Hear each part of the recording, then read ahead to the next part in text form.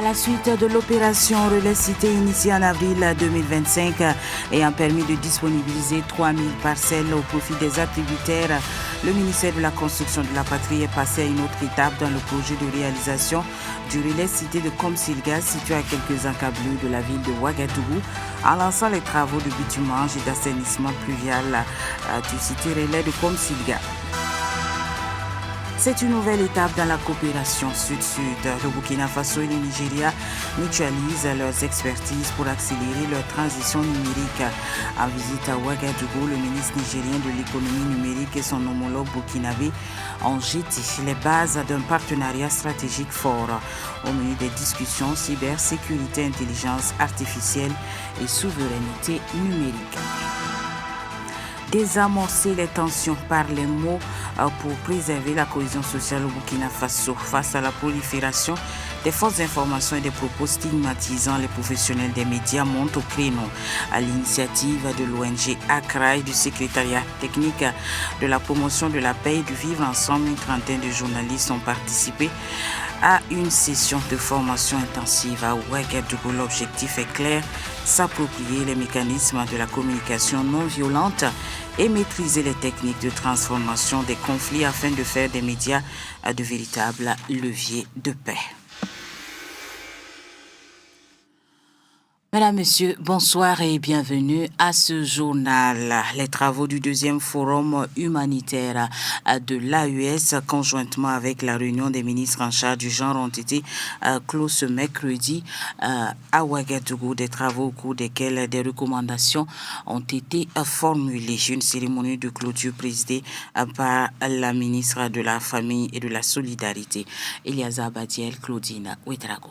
Échange de parapheurs puis signature.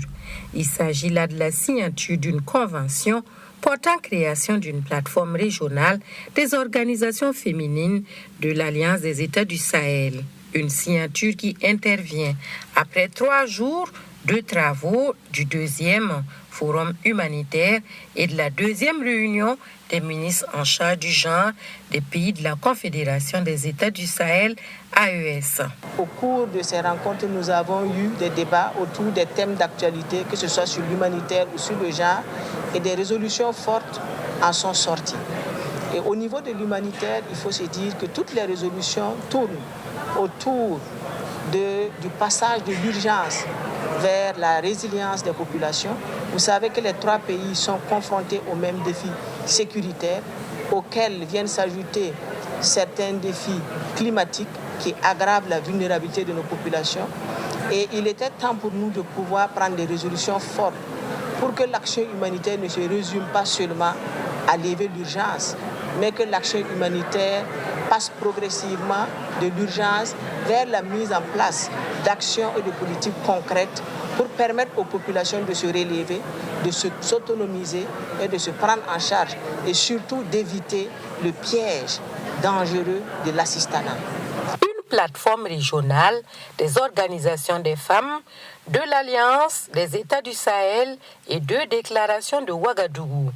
Il s'agit là des conclusions des travaux du deuxième forum humanitaire et de la deuxième réunion des ministres en charge du genre des pays de la Confédération des États du Sahel, AES. Et pour ce qui est de la réunion sur le genre, on a réfléchi sur comment faire pour prendre en compte les femmes dans la mise en place des politiques nationaux de développement pour s'assurer qu'elles participent pleinement au développement, à l'autonomisation et à la résilience communautaire de nos peuples. Et nous avons lancé ici à Ouagadougou la plateforme régionale des organisations féminines de l'AES, qui est l'un des actes majeurs et forts de cette rencontre.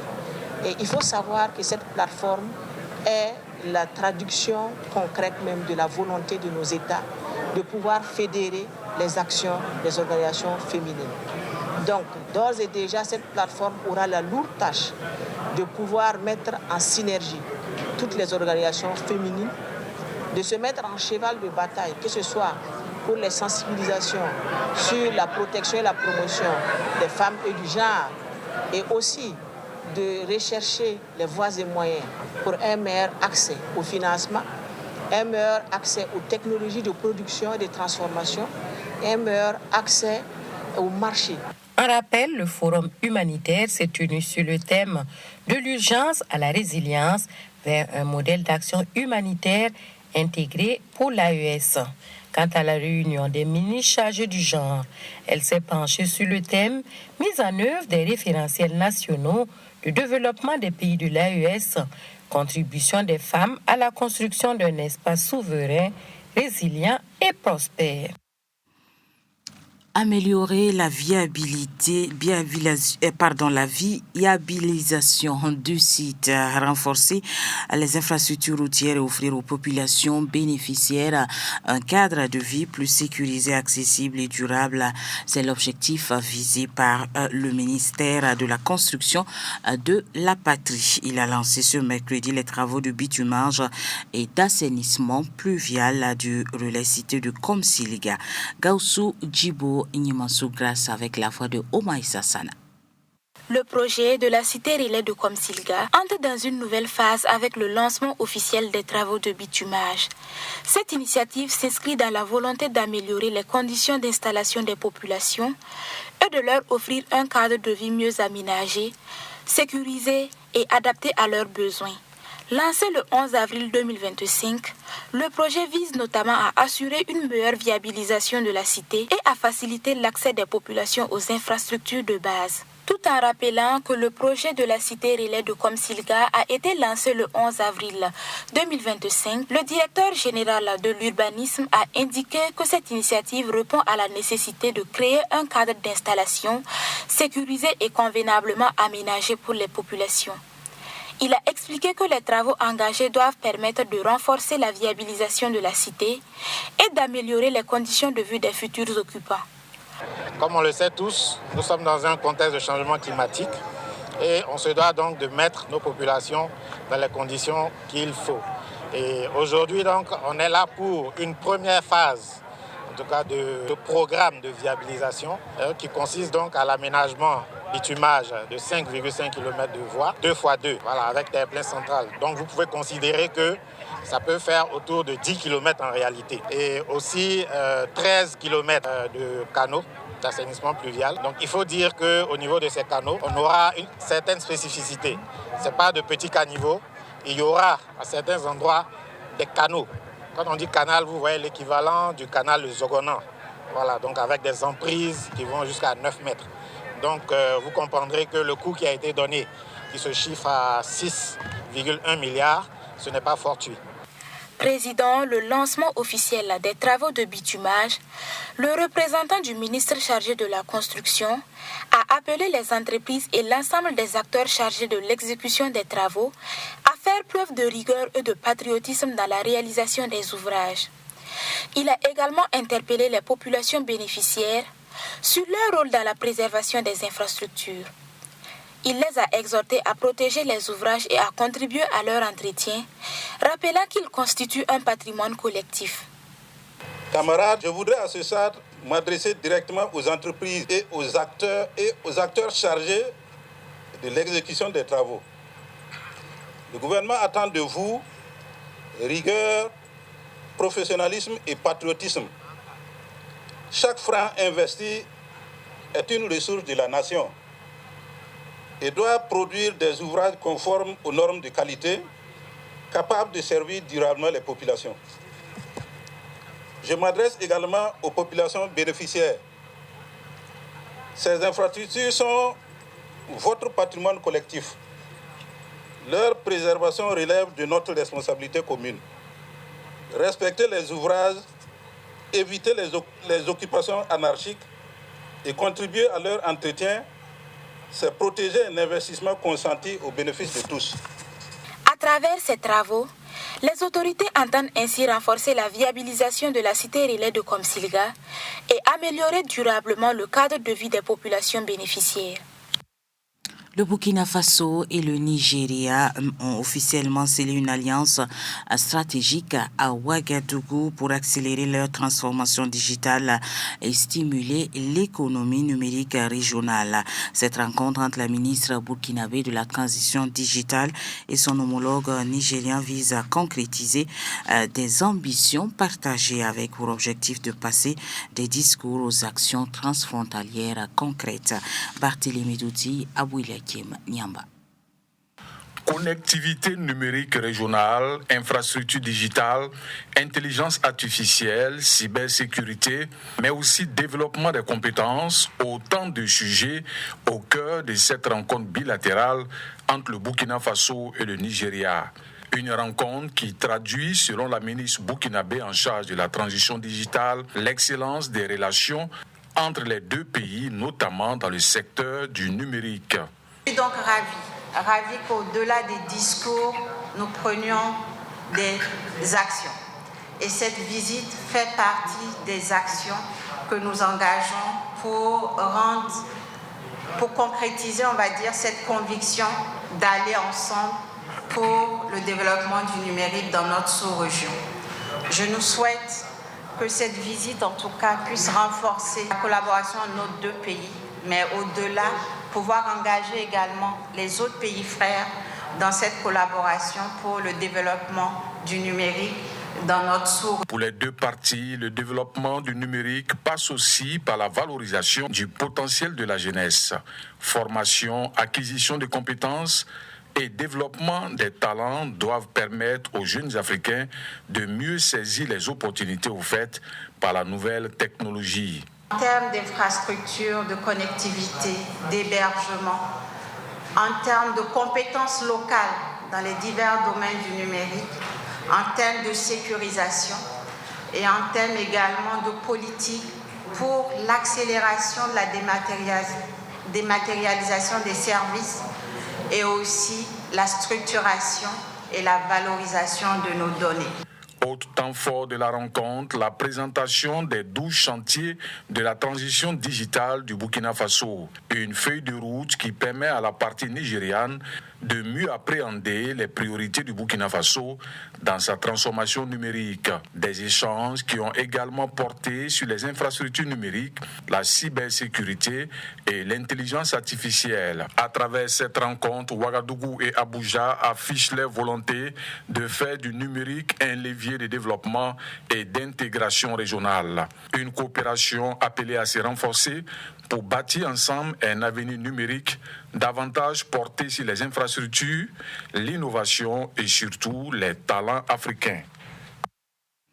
L'ONG Accra et ses partenaires, à travers le projet Pense Libre, a organisé un atelier de formation au profit d'une trentaine d'hommes et de femmes de médias. Une formation autour de plusieurs modules portant sur les discours de haine, les fake news, l'utilisation des médias, la communication non violente et autres mesures de transformation de conflits. Le compte rendu de l'ouverture, c'est avec Eliasa Badiel, Aristide Ouangri. Dans un contexte marqué par la circulation rapide de l'information et du dynamisme des réseaux sociaux, les médias apparaissent comme des veilleurs citoyens, des partenaires essentiels dans la résolution et la prévention des conflits. C'est la conviction de l'ONG Accra et de ses partenaires. Au nombre de ceux-ci, le ministère en charge de la famille, qui parraine cette activité à travers son secrétariat technique en charge de la paix et de la cohésion sociale. Lorsque les informations non vérifiées ou des discours de haine sont relayés, ils peuvent involontairement accentuer les tensions et fragiliser davantage la cohésion sociale. Les discours de haine, la désinformation affectent profondément les familles, les communautés et les liens de solidarité qui constituent pourtant le socle de notre vivre ensemble. Je suis convaincu que les échanges qui auront lieu au cours de ces 2 journées permettront aux professionnels des médias d'acquérir de nouveaux outils pour mieux faire face aux défis de la désinformation, des manipulations informationnelles et des discours de haine. Le Conseil supérieur de la communication préside la présente cérémonie d'ouverture de formation. Cela contribue pour elle à accompagner les médias dans leurs pratiques professionnelles. Le CSC formule le vœu que les acquis de cette formation soient promus dans les médias afin de faire écho sur les différentes actions menées en faveur du vivre ensemble et de la paix. Nous faisons face à des défis nouveaux. Les fausses informations, les contenus manipulés, les rumeurs et les discours de haine peuvent rapidement alimenter la méfiance, exacerber les tensions et fragiliser davantage le tissu social. Face à cette réalité, le professionnalisme des journalistes et des communicateurs devient plus que jamais une exigence.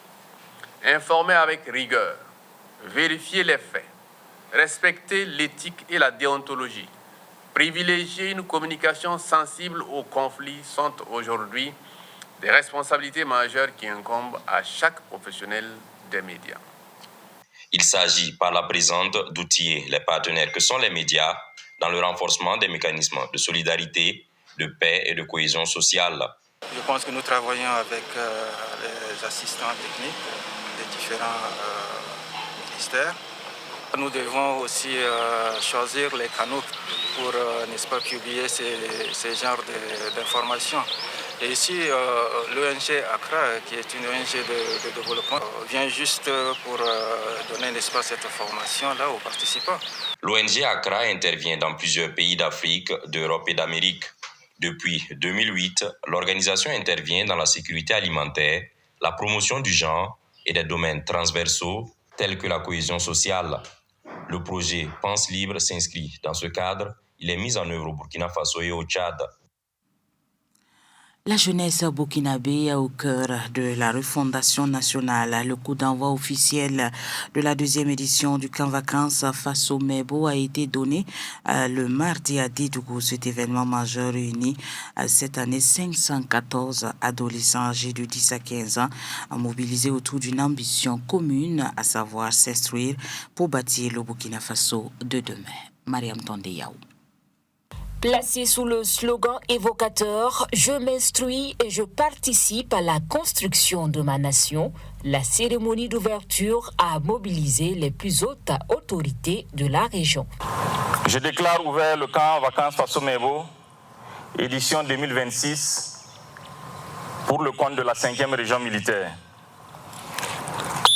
Sur le plan des effectifs, le camp affiche complet. Selon le lieutenant Oumarou Ouedraogo, pour les régions de la boucle du Mouhoun et du Sourou, le contingent de 514 campeurs se compose de 490 inscrits sur la liste générale et de 24 pupilles de la nation. L'intégration de ces derniers confère à l'événement une forte dimension de solidarité et de reconnaissance de la patrie envers ses enfants les plus touchés par la crise. Il faut dire que tout au long de ces 10 jours, les valeurs qui seront inculquées à ces enfants sont les valeurs de patriotisme, de rigueur, de discipline et surtout de travail. Donc durant ces 10 jours, les enfants travailleront ensemble, ils mangeront ensemble, ils étudieront ensemble. Donc ils feront tout ensemble en un seul mot. Pour les autorités, ce rendez-vous de 10 jours qui se déroulera du 11 au 20 août va bien au-delà de simples colonies de vacances. Le gouverneur de la région a insisté sur la nécessité de transmettre aux jeunes un triptyque essentiel, le savoir, le savoir-faire et surtout le savoir-être. Il s'agit de former des citoyens conscients, aptes à prendre une part active au développement socio-économique du pays.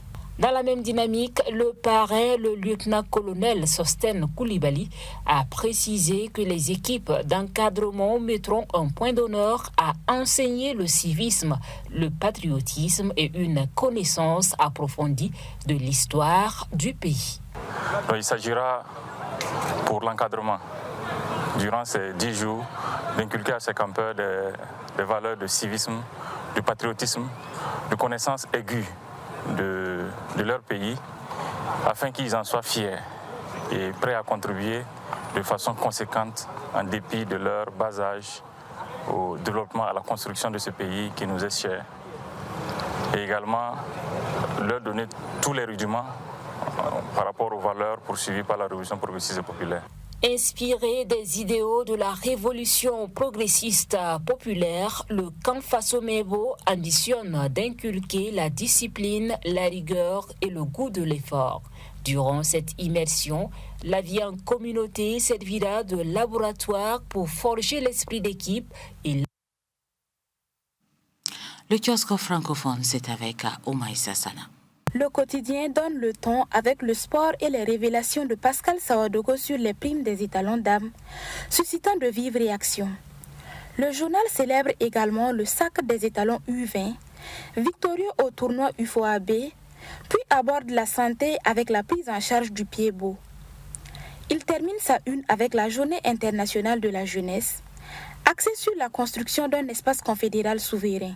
Regardons maintenant la une de Sidoya, qui met lui aussi la jeunesse au cœur de sa une à l'occasion de sa journée internationale dédiée à la souveraineté nationale. Le quotidien national d'État met en lumière l'engagement des autorités avec la visite d'une délégation gouvernementale aux appelés en immersion patriotique à Banfora, la campagne d'embellissement des bâtiments par le ministre Pérouindé Gilbert Ouedraogo, l'obligation du casque en ville et l'audience accordée par le capitaine Ibrahim Traoré au ministre de l'Action humanitaire et du genre de la Confédération AES. Enchaînons avec Aujourd'hui au Faso, qui revient sur cette même rencontre au palais de Koulouba entre le chef de l'État et les ministres de l'AES.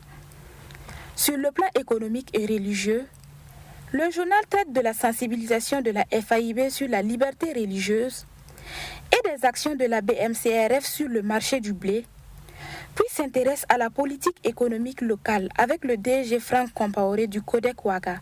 Il termine enfin en ouvrant une fenêtre sur l'Afrique australe avec l'élection présidentielle en Zambie. Arrêt sur image avec l'observateur Palga, qui s'intéresse également à l'actualité internationale, mais sur le plan sanitaire, en tirant la sonnette d'alarme face à la résurgence d'Ebola en RDC.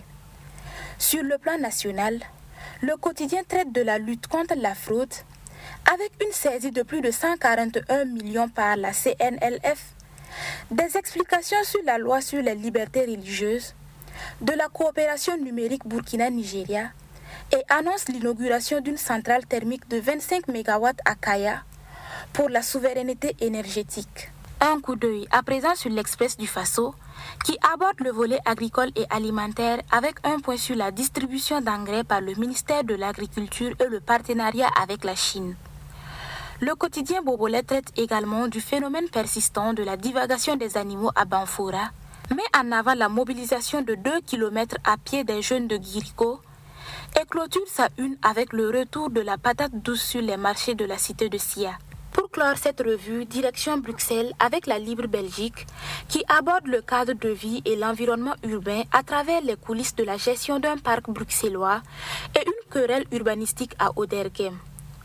Le quotidien bruxellois traite du retour des réfugiés en Syrie, propose un retour historique 30 ans après l'affaire du Trou et offre un entretien avec Georgiane Balasco sur la tolérance religieuse et l'acceptation entre l'islam et le christianisme. Refermons cette édition avec la parole de sagesse de ce jeudi 13 août 2026. Chaque fois que vous ouvrez la Bible, demandez au Saint-Esprit la révélation et pas seulement une simple information. Chaque fois que vous ouvrez la Bible, demandez au Saint-Esprit la révélation et pas seulement une simple information. Et c'est signé le pasteur Mamadou Philippe Karambiri. C'est la fin de ce journal. Merci à vous tous qui nous suivez depuis Karpala, notre Verbe pour Jésus-Christ, le seul roi de gloire.